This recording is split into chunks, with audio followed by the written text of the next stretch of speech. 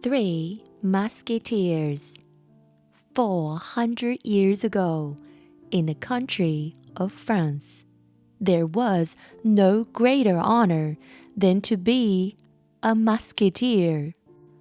The musketeers were incredibly brave, fiercely loyal, and the most skilled soldiers in service of the king. They carried muskets which fired only a single shot. But that was no matter, for the musketeers never missed. Their skill with the sword was unmatched, and the glorious tales of their swashbuckling adventures were known throughout the land. Every youth the world over wanted to join in these adventures and live the life of a musketeer. In a small farming village far out in the countryside, one such youth, D'Artagnan, was leaving his home for the big city of Paris. There, he hoped to fulfill his dream of becoming a musketeer. D'Artagnan's father had offered him 3 gifts for the journey: a letter, enough money to get to Paris, and the ugliest, oldest horse D'Artagnan had ever set eyes upon. "D'Artagnan," his father began, "I realized this is no fortune, but it is everything I have to give you. This horse is old and ugly, but he is sure and steady. The money is little, but it is enough for a roof over your head and food in your belly while you journey. And my greatest gift to you is this letter. You see, I once served with a nobleman named Treville, who is now the captain of the Musketeers. He was once a dear friend. Bring him this letter, and he is sure to help you become a musketeer." With that, D'Artagnan embraced his father and turned to begin his journey. But before he took his first step, he heard his father give him one final word of advice. "The world is dangerous, my son, and far more so for a musketeer. As you make your way in the world, always remember to be brave, be honorable, and never back down from a challenge." Unfortunately, D'Artagnan may have been a little too reckless for the advice of his father. Much more than refusing to back down from challenges when faced with wrongdoing, D'Artagnan created challenges wherever the opportunity arose, and then refused to back down. Laughter? They must be laughing at me. Harsh words? They must be directed my way. Because he never backed down from a challenge, and everything seemed a challenge, D'Artagnan was fighting his way to Paris. D'Artagnan had only just arrived at the Jolly Miller Inn on his quite slow steed, when his pride cost him dearly. As he walked in and sat down, he overheard a man making jokes about his horse. This hadn't been the first time someone had made comments about his old horse, and D'Artagnan was certainly not going to let these rude remarks go unaddressed. However, he did not know the man making jokes was none other than Count Rochefort, a cruel man who worked for one of the most powerful men in Paris. By insulting my horse, sir, you, in turn, insult me. I demand adieu, shouted D'Artagnan. Is that so? Replied Count Rochefort in an amused voice. As D'Artagnan prepared to fight his foe, Count Rochefort had his 3 bodyguards sneak behind D'Artagnan and knock him out cold. On the command of the Count, the guards proceeded to search D'Artagnan's pockets and discovered the letter. The Count immediately ripped it from their hands. It took but a glance for him to realize the letter's importance. He slipped it into his pocket as he and his men rode into the night. D'Artagnan losing his father's letter was a terrible misfortune, but more so because of who had found it. For Count Rochefort was in the employ of Cardinal Richelieu, and while some would say the King of France was the most powerful man in the land, many would argue Cardinal Richelieu was even more powerful. He was certainly more evil. Cardinal Richelieu worked for the church in France, but not because he loved helping, or people, or even God, but because he loved power. He was the chief advisor to the King of France, and yet his true desire was to be king himself. Cardinal Richelieu may have already crowned himself king were it not for the Musketeers. They were the only thing he feared. He had even created his own version of the Musketeers, which he called the Cardinal's Guard. The Cardinal hoped his guard would one day surpass the might of the Musketeers, and so his men were frequently finding excuse to fight and arrest them.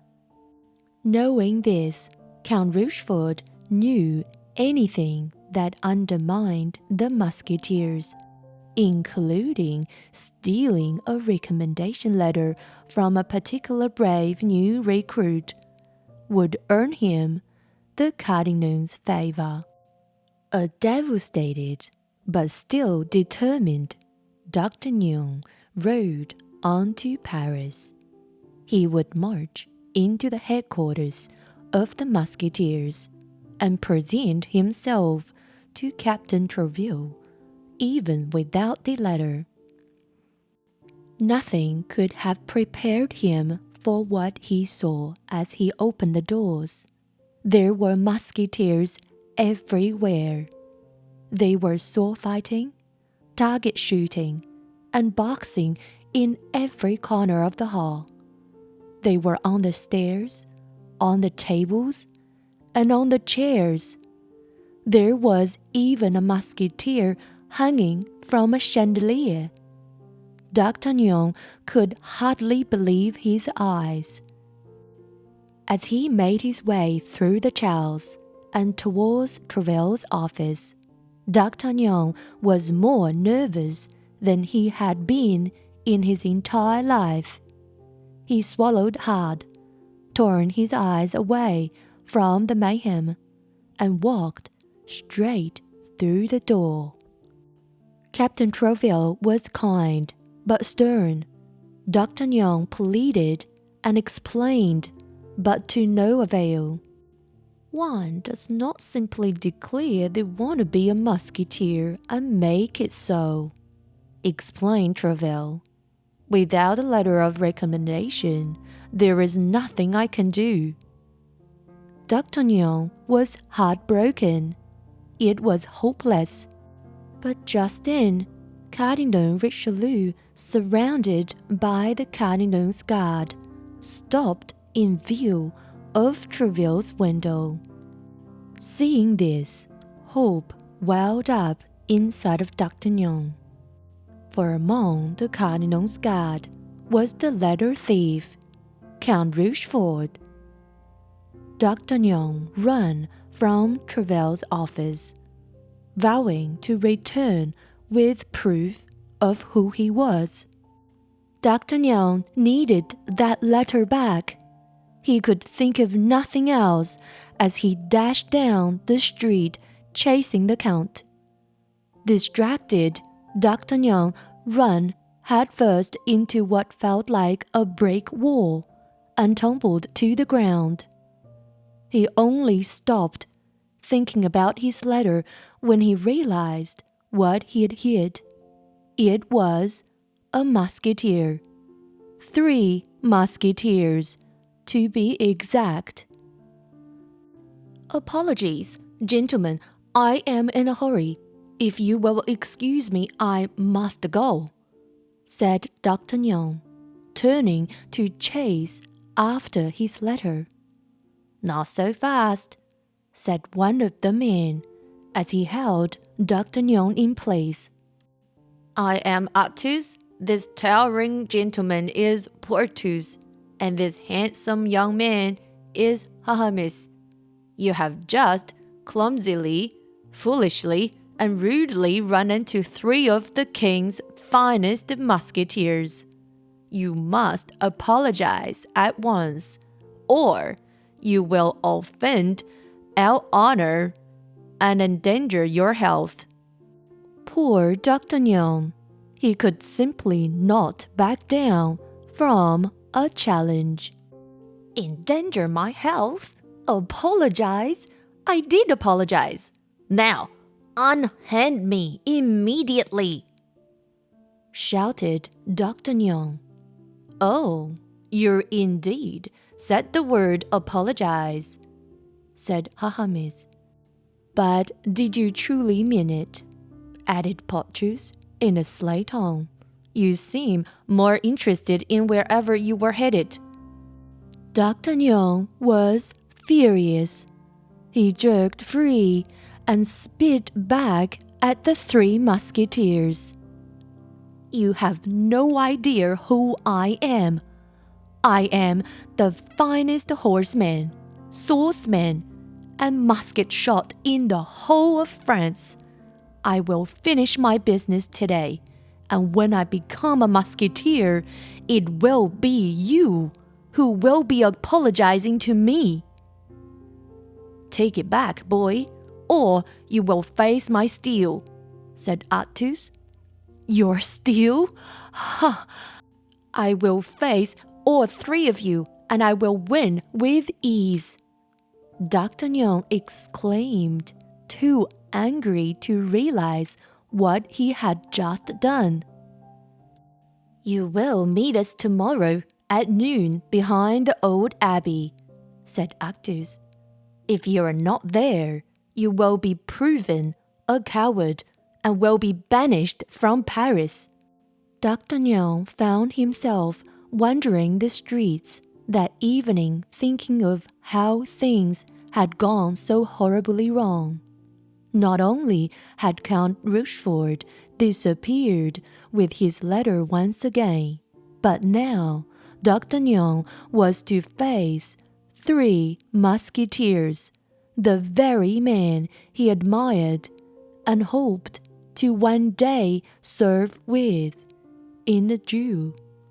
Worse still, news of the foolish young man who dared challenge 3 of the greatest musketeers to a duel had already traveled around the city. Everywhere D'Artagnan turned, he overheard people laughing about him. As D'Artagnan approached the abbey, he thought about his father's advice. He had remembered to be brave and face the challenges, but had forgotten to act with honor. In that moment, he vowed to change. He would meet the musketeers, and he would face them with honor. When D'Artagnan arrived, Porthos loudly shouted, "The boy has as much courage as he does foolishness. Impressive!" "On your guard, boy," said Athos. As an amused Aramis and Porthos looked on. And with that, D'Artagnan lifted his sword. What D'Artagnan did not know was that the three musketeers had no interest in a duel to the death. They were simply there to teach the boy a lesson about respect. He would not have a chance to learn this, however, until much later. As D'Artagnan and Athos were about to begin their duel, the captain of the cardinal's guard arrived with a dozen of his men. "We've caught you red-handed, Athos," he shouted. "You and your musketeers are a menace to Paris. By order of Cardinal Richelieu, you are all under arrest for dueling in public." The captain then glanced at D'Artagnan. "You're free to go, boy. It is your lucky day," he said with a smart laugh. But D'Artagnan didn't budge. "Did you hear me, boy?" asked the captain with a tinge of annoyance in his voice. "If you do not leave at once, you will never see the outside of a jail cell in your lifetime." D'Artagnan took a step forward. "I came to Paris to be a musketeer, sir," he said.